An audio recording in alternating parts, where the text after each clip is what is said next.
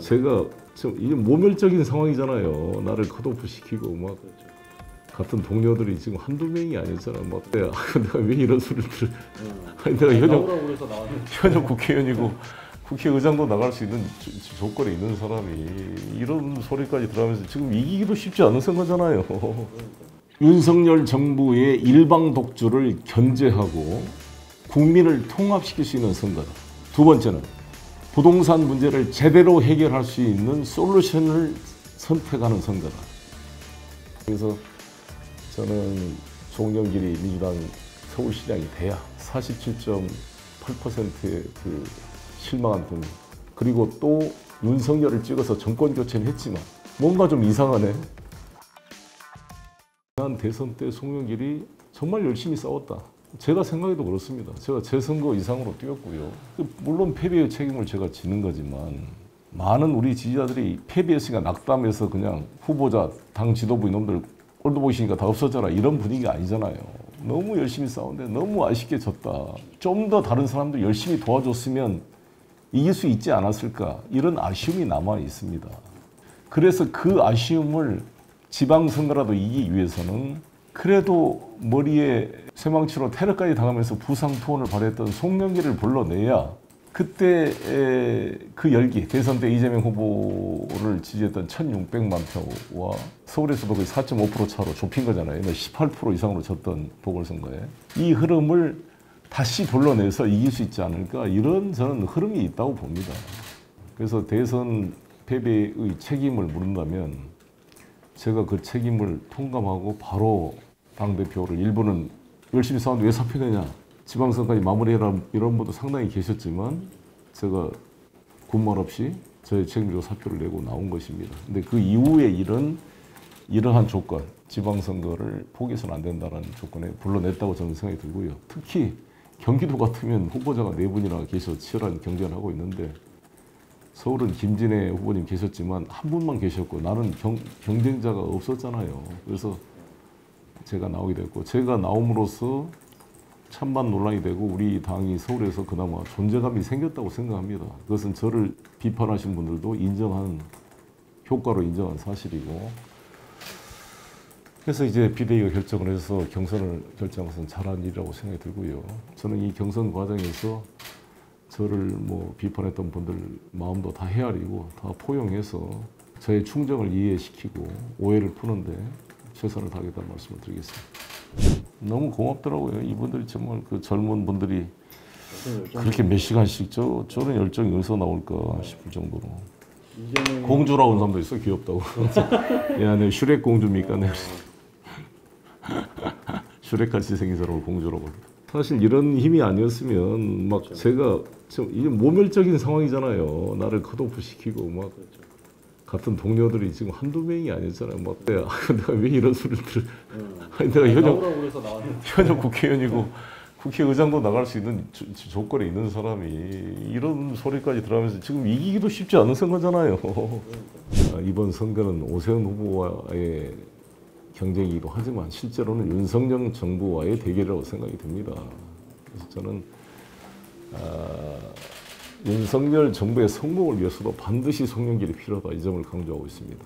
그 이유는 47.8%의 이재명 후보를 지지한 분들이 거의 낙담에 빠져가지고 밥도 안 들어간다, 텔레비도 보고 싶지 않다. 아직 문재인 대통령 임기가 안 끝났는데도 그런 마음인데 5월 9일 날 대통령이 청와대에서 이제 퇴거하고 윤석열 대통령 취임식을 하면서 국방부로 취임이 시작되고 새로운 내각이 나오고 그랬을 때 저는 그 지지하지 않은 거의 반수에 달하는 국민들이 거의 외면할 거라고 봐요, 국정을. 윤석열 당선인께서도 여기 당사의 슬로건에 하나 되는 대한민국을 만들겠습니다. 국민 통합을 다 이야기합니다, 어느 대통령이든. 그러지 않겠습니까? 근데 그게 말처럼 됩니까? 저는 제가 5선 의원을 하면서 5명의 정권을, 5분의 대통령을 부침을 옆에서 저도 국회의원으로 지켜본 거잖아요. 참여도 해봤고. 그래서 제가 얻은 결론은 뭐든지 민주주의 기본 원리는 견제와 균형이다, 이렇게 생각합니다. 그래서 저는 송영길이 민주당 서울시장이 돼야 47.8%의 그 실망한 국민, 그리고 또 윤석열을 찍어서 정권 교체는 했지만 뭔가 좀 이상하네. 걱정이 되는, 염려가 되는 저런 일방통행. 이게 내가 지금 잘했는가? 좀 의문을 갖는 분도 늘어났습니다. 이런 분들의 마음을 충족해서 민심을 가감없이 윤석열 정부에 전해서 교만에 빠지지 않도록 국민 앞에 겸허한 정권이 되도록 만드는 데는 반드시 송영길 서울시장 당선이 필요하다. 그래서 저는 제가 부족하지만 오세훈 후보랑 경쟁할 수 있다고 한 이유가 이번 대선도 부동산 때문에 진 거잖아요. 25개 구 중에 14개를 지고 11개는 겨우 이겼습니다. 전통적인 우리 민주당 강세적인 마용성, 마포, 용산, 성동과 다쳤습니다. 그러면 이것은 뭐냐? 부동산에 대한 철저한 반성, 문재인 정부에. 그로부터 상대적으로 자유로운 삶이 나와야 싸울 수 있는 거잖아요. 저는 문재인 정부 때 무슨 장관이나 내각에 관여한 바가 없잖아요. 청와대에 있지도 않았고. 오히려 나는 이게 있을 때 비판적인 입장이었고, 탈원전 문제에 대해서도 내가 비판적인 입장이었고. 기억나시지 않습니까? 제가 당대표 되자마자 대통령한테 탈원전 정책 좀 속도 조절이 필요하다. 한미 간의 한미 원전협정 바로 내가 청와대 첫 당선 모임에서 말해가지고 막 청와대 수석들이 막 얼굴이 파래질 정도로. 근데 내 말대로 바이든과 정상회담에서 한미 원자력 협력을 합의하고 왔잖아요. 이렇게 바른 말을 할 수 있는 송영길. 그리고 청와대가 반대했음에도 종부세를 9억에서 11억으로 완화시키고 양도세를 9억에서 12억으로 완화시켰습니다. 그때 기억나시겠지만 70여 명의 강경파 의원들이 반대 성명을 내고 부자 감세 반대 성명을 발표했습니다. 청와대도 반대했고요. 저 끝까지 뚝심을 발휘해서 의총 찬반 토론을 통해 표결로 통과시킨 겁니다. 그렇기 때문에 저는 오세훈 후보랑 해도 할 이야기가 있죠. 물론 집권 여당으로서 범 책임은 당연히 인정하고 제가 공개 사과를 당대표 때도 수차례 했고, 그래서 재건축도 용적률 500%, 30년 안전진단 기준 면제, 세입자의 우선 분양권 제공, 음마아파트 재건축, 내곡동 5만 호, 구룡마을 12,000호 이런 공급 대책을 이야기하고, 돈 없는 우리 청년 서민들에게는 집값의 10%만 있으면 자기 집을 싸게 10년 동안 살다가 최초 분양 가격으로 살 수 있는 누구나 집 프로젝트를 전면화하겠다 이렇게 보여준 것입니다. 그래서 저는 부동산 문제에 대해서 오세훈 후보나 윤석열 후보의 부동산 정책을 압도할 훨씬 더 뛰어난 내용을 가지고 있다고 생각합니다. 자신 있게 저는 논쟁이 가능하다. 제가 5선 의원을 했기 때문에 지금 뭐 원희룡 장관이나 다 서로 간에 네트워크 있는 거잖아요. 그리고 윤석열 당선인보다는 정치적 선배 아닙니까? 정치 선배로서 이러이러한 점은 이렇게 가야 성공한다는 것을 조언해 줄 수 있는, 바른 말을 할 수 있는 위치에 있다. 저는 이렇게 봅니다. 같은 당 소속이면 대통령이 권위에 놀려가지고 바른 소리 하기가 어렵습니다. 저는 지금까지 개혁 없이 자주적인 정치로 살아왔고, 제 나름대로 소신 있게 발언을 하면서 정치를 해왔다고 생각합니다. 지금 윤석열 대통령 당선인이 당분간 서초동 자택에서 출퇴근을 한다고 했잖아요. 네.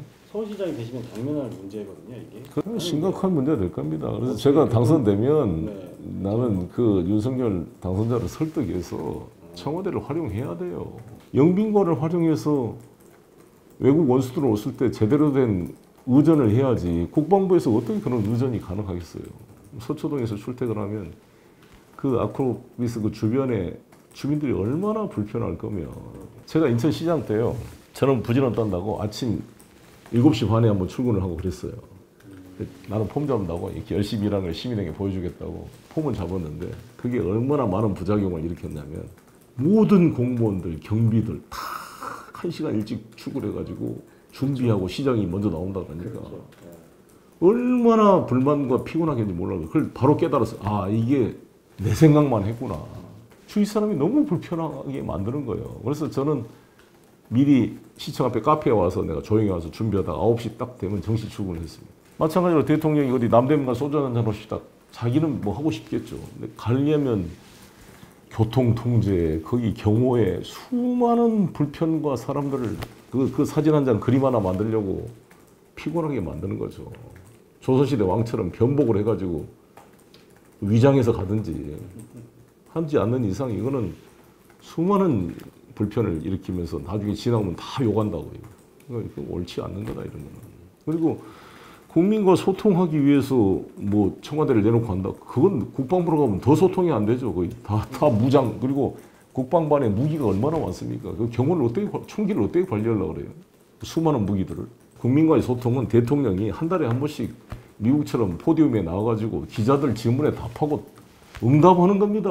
그게 국민과 소통하는 거지. 공간이 무슨 문제가 있어요. 기자들과 간담회를 하면 되는 거지. 기자들이 다 국민의 대신해서 궁금한 거 취재하게 하고 답변하면 되는 거지. 그거를 다 안 하잖아요. 우리 문재인 대통령조차도 박근혜 정부를 이렇게 비판했지만 많이 못했잖아요. 그러니까 누구든지 대통령 되기 전에는 말하지만 되고 나면 어렵습니다.